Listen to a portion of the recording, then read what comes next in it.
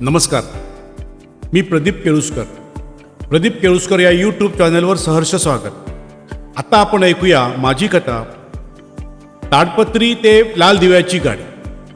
ज्याने कुणी माझी ताडपत्री ही पहिली कथा ऐकली नसेल त्यांना माझी विनंती आहे, पहिल्यांदा ताडपत्री ही कथा ऐका आणि त्यानंतर ही पुढची कथा. आपण मागील कथेमध्ये संजय वाघमारे ह्या उमेदवाराला आमदारांनी तिकीट नाकारले आणि तो नाराज झाला हे आपण ऐकले. यानंतर ऐकूया या कथेचा पुढचा भाग. एक सूचना, या कथेतील सर्व पात्र व प्रसंग संपूर्णतः काल्पनिक आहेत. कोणत्याही सत्य घटनेशी तसेच जीवित किंवा मृत व्यक्तीशी संदर्भ आढळल्यास तो निव्वळ योगायोग समजावा.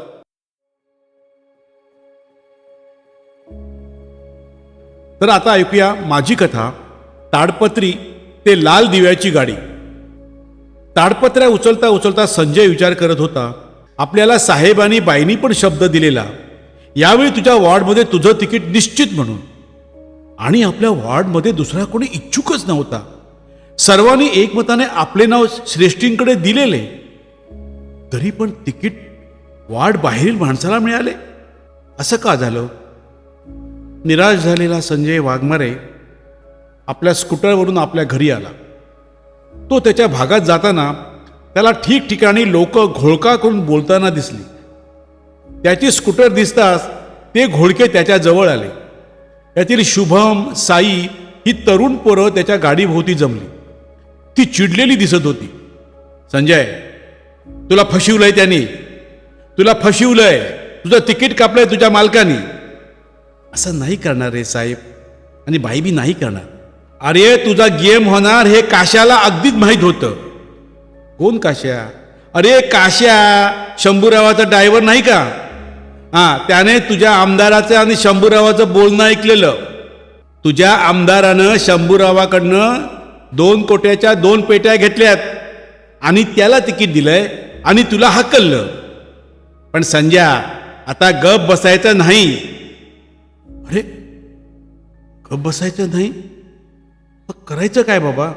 संजय, आम्ही सांगतोय तुला, तू अपक्ष फॉर्म भरायचा. नाही रे बाबा, मला नाही जमायचं बाबा. साहेबांना आमच्या राग येईल. आणि दुसरं म्हणजे पैसे कुठे आहेत आपल्याकडं? आपल्याकडं पैसे नाही बाबा. तू चिंता त्याची सोड रे संजय, सोड चिंता. आम्ही वर्गणी काढू, घर पिंजून काढू, पुऱ्या वार्डाचा तुलाच सपोर्ट आहे. बाकी सर्व मंडळी सुद्धा संजयलाच फॉर्म भरायचे आग्रह करू लागले. संजय संजय भरायचा फॉर्म नाही, सोडायचं नाही. संजय यावेळी सोडायचं नाही, तूच फॉर्म भरायचा. होय तूच फॉर्म भरायचा. या भागातील छोटे दुकानदार, हातगाडीवाले, अंडी विकणारे, फुले विकणारे, रिक्षावाले, पुरुष आणि स्त्रिया, तरुण आणि म्हातारे, सर्वांनाच आमदाराचा राग आला होता. त्या रात्री त्या विभागातील बरेच लहान मोठे लोक संजयच्या समोरील मैदानात जमले.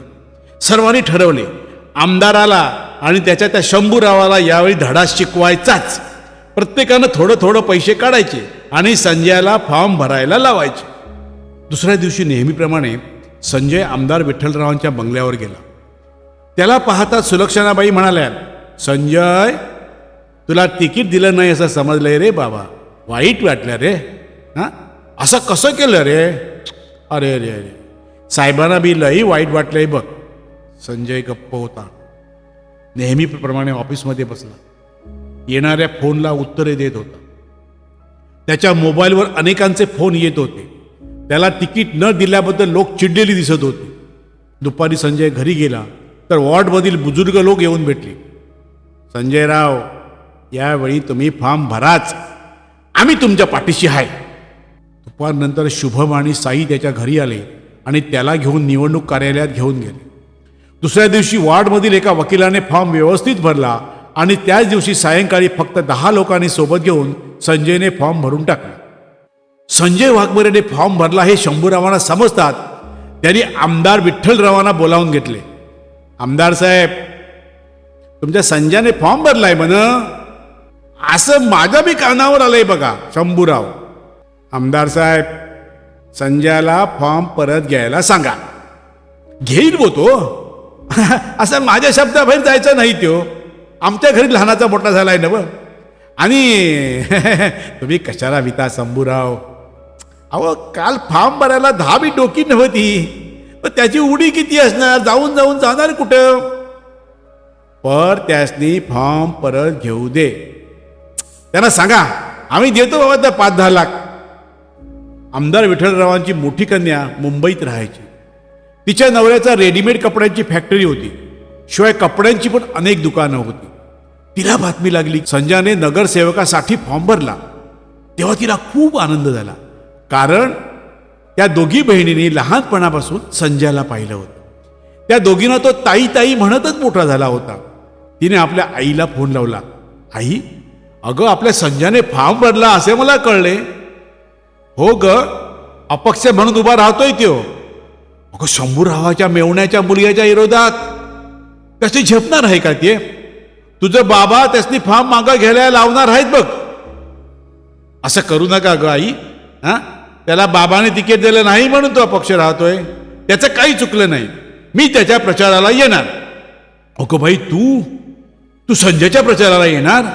तुझ्या बाबांना आवडेल काय ते? का नाही आवडणार? हा, संजयला मानसपुत्र म्हणतात ना ते.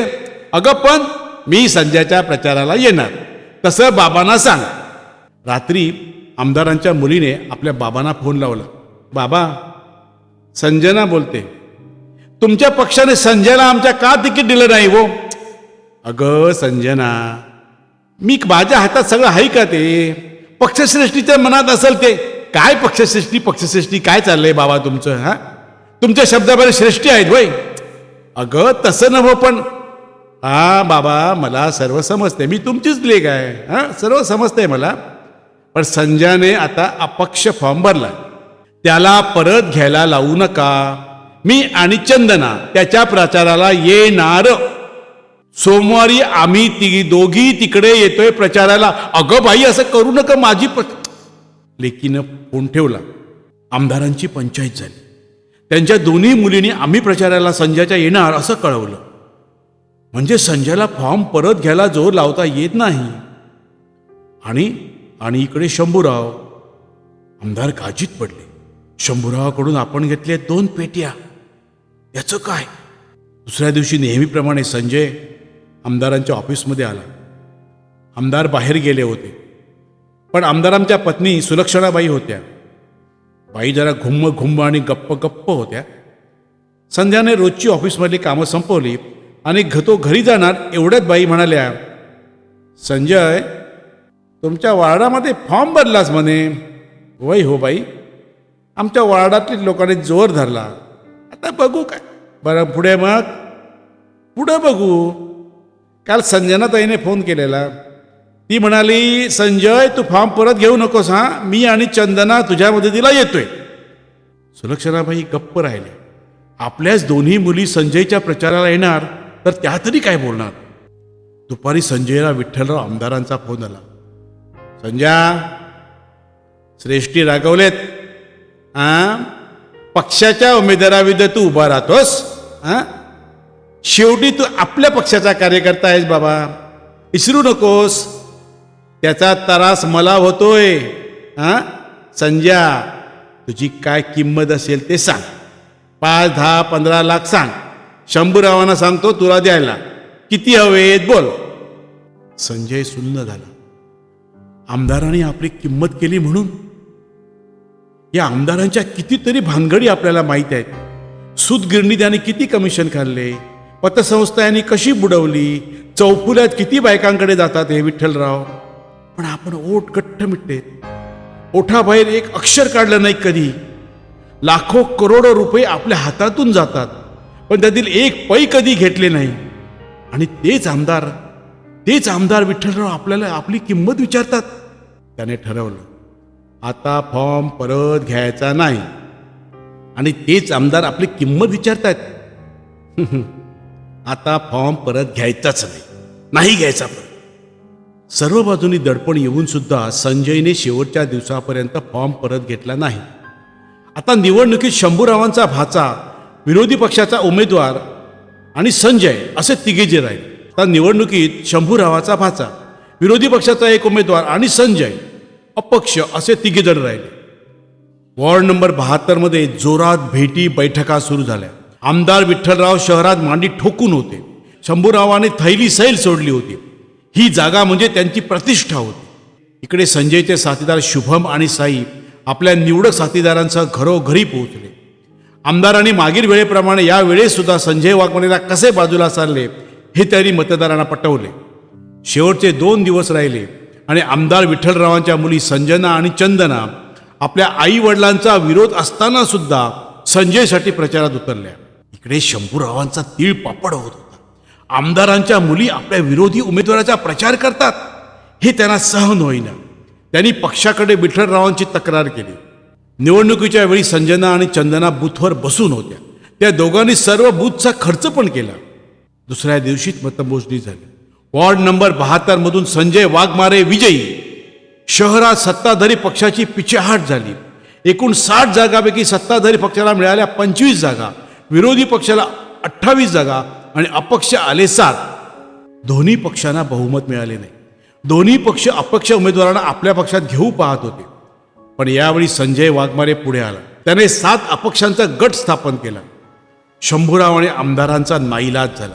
हे अपक्ष आमदार फोडू पाहत होते, पण एकही आमदाराने त्याच्या आमिषाला दाद दिली नाही. विरोधी पक्षाने 7 आमदारांच्या गटाला आपला पाठिंबा जाहीर केला. आता एकंदर 35 आमदारांनी आपला नेता निवडला, संजय वाघमारे. साऱ्या शहरात फटाके फुटू लागले. लोकांनी पेढे वाटले. जवळजवळ 25 वर्षांनी या शहरात बदल झाला होता. सत्ता परिवर्तन झाले होते. नगराध्यक्ष झाला संजय वाघमारे. आमदारांनी त्याला पक्षाचे तिकीट नाकारले. पैसे देऊन शंभूरावाच्या नातेवाईकाला तिकीट दिले. संजयला त्यांना कायम ताडपत्र्या उचलणारा कार्यकर्ता करायचा होता. घरचा गडी करायचा होता. गाडी पुसणारा नोकर करायचा होता. पण पत्रावळी ताडपत्र्या उचलणारा संजय वाघमारे नगराध्यक्ष म्हणून लाल दिव्याच्या गाडीतून फिरू लागला.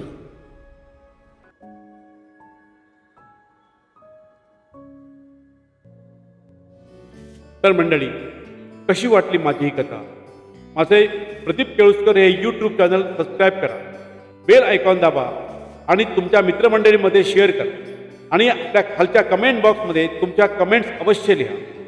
तसेच माझ्या व्हिडिओला लाईक करा आणि शेअर करा. धन्यवाद.